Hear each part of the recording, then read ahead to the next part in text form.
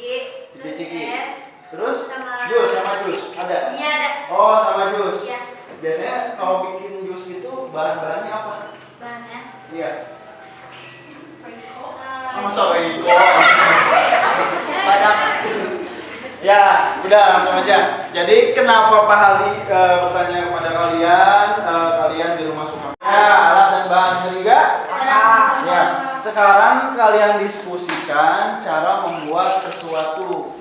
Ya, bisa contohnya apa tadi? Jus. Membuat jus. Terus apa lagi? Nasi Goreng. Apa lagi? Assalamualaikum warahmatullahi wabarakatuh. Apa kabarnya anak-anak? Ibu berharap kalian selalu sehat walafiat, bahagia, serta selalu menjaga kesehatannya ya. Jangan lupa gunakan protokol kesehatannya ya, tetap berada di rumah. Baiklah anak-anak, pada pertemuan ke-7 ini Ibu akan memberikan sebuah gambar. Gambar ini diambil dari internet, diunggah oleh Disbud Parekraf Kota Bogor, Pemkab Bogor. Di sana tertera bahwa Bima Arya dan anak-anak SMP sedang berada di perpustakaan ya. Nah, bisa kalian lihat, ini merupakan contoh salah satu relasi. Nah, relasi itu sendiri itu adalah ada hubungannya atau kaitannya dengan gambar yang sudah Ibu berikan kepada kalian. Nah, lihat dan perhatikan gambar tersebut. Di situ diberi keterangan bahwa Bima Arya ini sedang berada di perpustakaan Kota Bogor, tepatnya di GOR, itu bersama siswa-siswa yang terpilih di sekitar Tanah Sareal, yaitu Amel, Mira, Nila, Santi, dan Tia sedang membaca buku. Ada yang disukai oleh Amel dan Mira ini buku sejarah. Selanjutnya ada juga yang menyukai novel seperti yang disukai Santi dan Tia. Sedangkan Nila itu sukanya membaca tentang IT atau komputer. Nah, antara nama siswa-siswa tersebut dengan jenis buku yang dibaca ini merupakan suatu hubungan. Nah, itulah kenapa relasi itu kaitannya dengan hubungan, atau kita bisa menyebutnya relasi itu adalah hubungan. Hubungan apa yang disukai oleh siswa membaca buku, apa yang maksudnya gini, siswa tersebut membaca buku sesuai dengan minat dan yang disukai oleh mereka begitu. Nah, kalian nanti lihat sendiri di situ ada tabel juga. Misalkan A itu ada Amel, Mira, Nila, Santi, dan Tia. Terus di B itu yaitu buku sejarah, buku komputer, novel. Nah, dari himpunan A ke B ini terdapat hubungan. Nah, hubungannya kira-kira apa ya gitu. Nah, pasti kalian udah paham kan, yang namanya di perpustakaan pasti hubungannya itu membaca. Jadi yang tadi disebutkan bahwa Amel dan Mira sukanya membaca tentang sejarah, Nila, Santi, Tia sukanya membaca novel, dan Nila sukanya membaca buku IT atau komputer. Nah, dari B, kalau misalkan kita balik dari himpunan B ke A, maka terdapat hubungan apa? Nah, hubungannya sekarang misalkan di B-nya itu kan yang tadi himpunan B itu buku ya. Berarti kalau misalnya himpunan B ke himpunan A itu namanya dibaca. Jadi perbedaannya itu, kalau himpunan B ke himpunan A misalkan gini, buku sejarah dibaca oleh Amel dan Mira. Buku komputer dibaca oleh Nila, dan buku novel dibaca oleh Nila, Santi, dan Tia. Dengan demikian, jika hubungan dari himpunan A ke himpunan B itu berarti hubungannya membaca. Sedangkan terbalik atau kebalikannya, hubungan dari hubungan B ke himpunan A atau hubungan dari himpunan B ke himpunan A itu artinya dibaca. Nah, ini adalah merupakan contoh relasi, yaitu tentang membaca dan dibaca. Itulah dinamakan pengertian dari relasi. Jadi kalian sebelum memasuki fungsi, kalian harus paham dulu tentang relasi. Nah, nanti sama Ibu diberikan persoalan masalah 1. Ini kalian bisa melihat di relasi itu ada yang namanya relasi fungsi dan ada relasi bukan fungsi. Silakan kalian lihat, dan Ibu meminta kolom komentarnya di voice note. Ibu tunggu ya, kalian tetap menyimak voice note dari Bu Yani. Terima kasih. Saya mau mengomentari permasalahan yang Ibu berikan di gambar WA. Kan kalau yang himpunan A, Abdul membaca buku komputer, Bima membaca buku otomotif, Tia dan Yani membaca majalah. Sedangkan di himpunan B, buku komputer dibaca oleh Abdul, buku otomotif dibaca oleh Bima, majalah dibaca oleh Tia dan Yani. Relasi membaca merupakan fungsi, sedangkan relasi dibaca bukan fungsi. Ya, baiklah Vira, terima kasih atas tanggapannya. Betul bahwa himpunan A ke himpunan B tentu akan berbeda antara himpunan B ke himpunan A. Karena memang dua gambar ini dibuat berbeda. Jika gambar pertama itu kalimat penyambungnya itu membaca dan kalimat yang untuk gambar kedua itu dibaca. Jadi keduanya tentu memiliki makna yang berbeda. Kalau membaca itu kata kerja, kalau dibaca itu kata sifat gitu. Nah, itu perbedaannya. Akhirnya kita dengarkan lagi komentar dari teman kita yang lainnya. Silakan, ada yang mau berkomentar? Ibu, aku Afina ingin menanggapi. Gambar 1, relasi membaca merupakan fungsi karena himpunan A memiliki satu pasang terhadap himpunan B. Gambar yang kedua, relasi dibaca merupakan bukan fungsi karena himpunan A memiliki lebih dari satu pasang terhadap himpunan B. Baiklah Alvina, terima kasih atas tanggapannya. Luar biasa ya teman-teman kita di kelas 8A ini, memang luar biasa. Betul apa yang dikatakan oleh teman-teman kita bahwa relasi itu merupakan relasi fungsi itu merupakan pasangan yang tepat satu dari himpunan A ke himpunan B atau dari himpunan sebelumnya ke himpunan berikutnya. Baiklah anak-anak, selanjutnya akan Ibu berikan lagi lembar kerja peserta didik. Ini bisa kalian kerjakan sebagai bahan luring ya, belajar di rumah. Nanti Ibu tunggu karena ini adalah hari Selasa, Ibu tunggu hari Kamis ya untuk pengumpulan jawaban dari LKPD. Terima kasih teman-teman semua atas partisipasinya. Untuk kesimpulan hari ini, ya saya lupa tuh. Untuk kesimpulan hari ini bahwa relasi itu adalah hubungan yang tadi disebutkan sama Vina pertama ya. Selanjutnya oleh Alvina dan Aldan mengatakan bahwa relasi itu ada relasi bukan fungsi dan ada relasi fungsi. Bahwa relasi fungsi tadi sudah disebutkan juga ya. Itu berpasangan tepat satu ke himpunan berikutnya atau dari himpunan A ke himpunan B itu tepat satu pasangannya. Baiklah anak-anak, pokoknya Ibu tunggu hari Kamis jawaban dari LKPD-nya. Japri ya ke Ibu.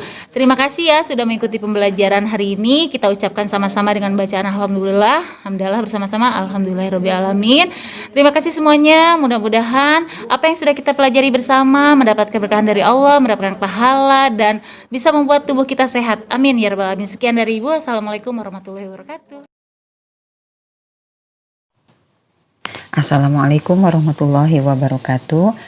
Bagaimana kabarnya anak-anak Ibu? Sehat semua ya?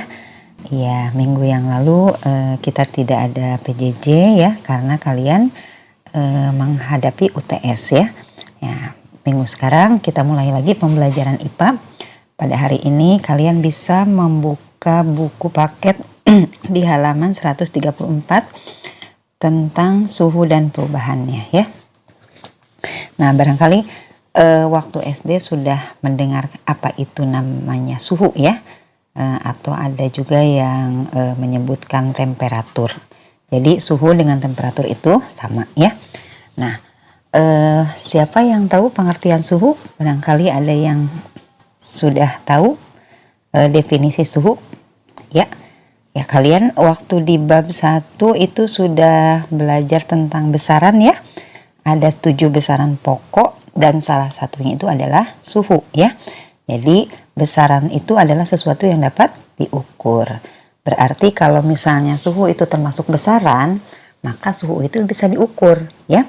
Jadi besaran yang bisa diukur yang menunjukkan suatu benda itu panas atau dingin, atau bisa juga disebutkan bahwa suhu itu adalah derajat panas suatu benda ya. Nah, bisa diukurnya oleh apa anak-anak kalau suhu? Oleh termometer ya.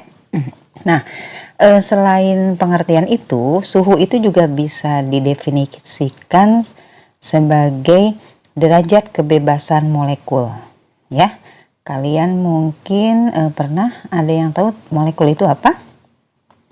Ya, di dalam fisika itu ada yang namanya molekul. Nah, molekul itu adalah gabungan dari 2 atom atau lebih ya dalam suatu zat. Nah, jadi kalau misalnya zat itu kan ada 3 ya, zat padat, zat cair, zat gas. Nah, di dalam setiap zat itu ada bagian-bagian kecil namanya atom. Kalau atom itu berkumpul 2 atau lebih, nah itu akan membentuk molekul. Nah, jika suatu zat itu kita panaskan, maka gerakan molekul-molekul di dalamnya itu akan menjadi lebih cepat, ya. Nah, tetapi kalau misalnya kita dinginkan, sebaliknya kita dinginkan, maka gerakan molekul itu juga akan menjadi lambat. Nah, itulah sebabnya definisi suhu bisa bisa juga diartikan derajat kebebasan atau derajat kecepatan gerak molekul-molekul, ya, gitu. Ya, baik anak-anak, Ibu lanjutkan. Nah, sekarang bagaimana mengetahui suhu benda itu? Nah, untuk mengetahui suhu suatu benda maka harus kita ukur, ya. Nah, pertanyaannya adalah apakah mengukur suhu benda itu bisa menggunakan tangan? Apakah tangan merupakan pengukur suhu yang baik? Nah, kita simak kejadian kita sehari-hari. Pasti kalian juga pernah mengukur suatu suhu benda dengan menggunakan tangan, ya. Nah, misalnya kita menuang air panas nih ke dalam gelas. Kemudian setelah beberapa saat kita pegang gelasnya kan. Nah, apakah air itu panas atau tidak, kita pegang gelasnya, ya. Nah, setelah beberapa saat gelas itu akan panas kan. Nah, tapi apakah suhu air yang di dalam gelas itu sama dengan suhu gelas itu? Nah, tentunya berbeda, ya. Kenapa? Karena setelah beberapa saat kita pegang air itu, maka air itu sudah agak menjadi dingin, ya. Tapi gelasnya masih hangat. Nah, kenapa terjadi perbedaan itu? Karena suhu di dalam dengan suhu di luar itu berbeda, ya. Nah, gitu. Jadi tidak tepat tangan itu dipakai untuk mengukur suhu suatu benda, ya. Meskipun lama-lama memang suhu di dalam sama di luar itu sama, ya. Kemudian kita memegang teman kita atau saudara kita yang sedang demam, ya, dengan menggunakan tangan gitu. Nah, itu juga akan berbeda pengukurannya oleh setiap orang, tergantung dari orang itu sebelumnya memegang benda yang benda seperti apa, ya. Misalnya yang satu habis dari kamar mandi nih, habis mandi misalnya kan, biasanya kalau habis mandi tangannya lebih dingin, ya. Nah, yang satu tidak habis mandi, jadi tangannya suhunya normal lah. Kemudian memegang dahi anak yang sedang demam, pasti pengukurannya berbeda. Coba kalau misalnya anak yang habis mandi yang tangannya dingin memegang badan yang sedang demam, itu pasti terasanya akan lebih panas, ya. Tetapi kalau yang suhu normal memegang anak yang sedang demam, itu pasti suhunya terasanya panasnya lebih lebih rendah daripada si anak yang tadi habis mandi. Karena apa? Karena suhu dia sebelumnya itu memegang tangan dia sebelumnya memegang benda dengan suhu yang berbeda, ya, gitu. Nah, atau misalnya gini, kita sediakan 3 ember, ya, 3 ember misalnya, yang satu air panas, yang kedua air suhu normal, ya, air keran, yang satu lagi air es, ya. Nah, kemudian kita celupkan tangan kanan ke dalam air panas, artinya panasnya tidak mendidih, ya anak-anak, ya, nanti melepuh. Nah, maksudnya air hangat lah, ya, air hangat di mana tangan kita masih mampu untuk dimasukkan ke situ. Nah, yang tangan satu lagi ke air es. Nah, jadi yang satu ke panas, yang satu ke air es. Kemudian diangkat, lalu dua-duanya dicelupkan ke dalam ember yang berisi air keran. Bagaimana rasanya? Pasti berbeda, ya. Yang satu karena dia berasal dari air panas, kemudian dimasuk ke dalam keran, maka tangannya akan terasa dingin. Sedangkan yang dari air es kemudian masuk ke air keran, maka tangannya akan terasa hangat. Nah, jadi dari kejadian itu maka bisa disimpulkan bahwa tangan kita itu bukan pengukur suhu yang baik, ya, karena mempunyai kelemahan-kelemahan, sehingga kita harus menggunakan alat alat ukur yang baik untuk mengukur suatu suhu, yaitu namanya termometer ya. Selanjutnya akan kita bahas tentang jenis-jenis termometer dan suhunya. Assalamualaikum warahmatullahi wabarakatuh. Nama saya Andika Muhammad dari kelas 7B. Bu, saya mau nanya, mengapa semakin tinggi suhu tubuh suatu benda, maka semakin panas benda tersebut? Waalaikumsalam warahmatullahi wabarakatuh. Terima kasih Andika atas pertanyaannya. Baik, Ibu coba jawab ya. Jadi pertanyaan Andika adalah mengapa semakin tinggi suhu suatu benda maka semakin panas benda tersebut ya. Nah, sebagaimana telah kita bahas atau telah kita diskusikan bahwa suhu itu menunjukkan derajat panas suatu benda. Jadi suhu itu juga menunjukkan energi yang dimiliki oleh benda tersebut gitu ya. Setiap benda kan mempunyai energi ya. Jadi di dalam suatu benda itu kan ada atom-atom anak-anak ya. Nah, atom-atom itu kan bergerak tergantung bendanya, ada yang bergeraknya berpindah, ada yang hanya bergetar. Nah, semakin tinggi pergerakan mereka atau semakin tinggi pergerakan atom-atom itu, maka energi energi yang dimilikinya itu semakin besar, sehingga mengakibatkan panasnya juga semakin tinggi gitu ya. Jadi itu dipengaruhi oleh pergerakan atom-atom benda atau energi yang dimiliki oleh benda-benda tersebut ya. Nah, demikian Andika, terima kasih. Ya, baiklah anak-anak, di akhir pembelajaran akan Ibu simpulkan dari hasil diskusi dan tanya jawab di antara kita bahwa yang pertama adalah suhu menyatakan derajat panas suatu benda ya. Jadi suhu itu tergantung dari energi gerakan yang dimiliki oleh partikel-partikel penyusun benda tersebut. Semakin besar gerakannya atau getaran partikel-partikel penyusunnya, maka semakin tinggi suhu benda tersebut ya. Kemudian sebaliknya, semakin lambat gerakan atau getaran partikel-partikel penyusunnya, maka semakin rendah suhunya ya. Kemudian yang kedua, alat pengukur suhu adalah termometer.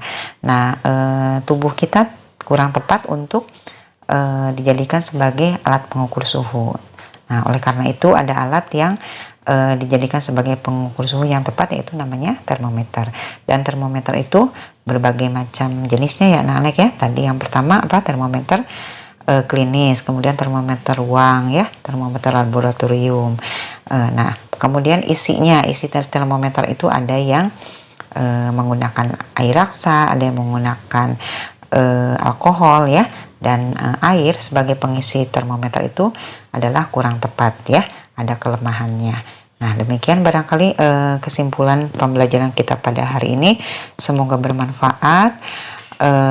Ibu akhiri pembelajaran pada hari ini dengan mengucapkan wabillahi taufiq wal hidayah. Wassalamualaikum